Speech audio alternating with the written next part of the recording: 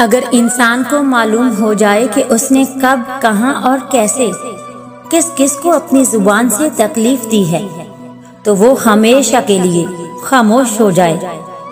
खुदकुशी के अक्सर वाकयात में लोग मरना नहीं चाहते, वो बस ये चाहते हैं कि उनके दर्द मर जाएं। औरत के सेंसर इतने तेज होते हैं कि वो नजर और नीयत पहचान लेती है। दरअसल वो धोखा उस वक्त खाती है जब वो खुद को धोखा देना चाहे।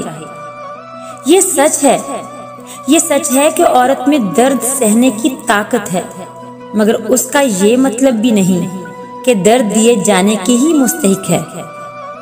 आज खुद को इतना महसूस किया जैसे लोग आज खुद को ऐसा महसूस किया जैसे लोग दफना के छोड़ गए हों।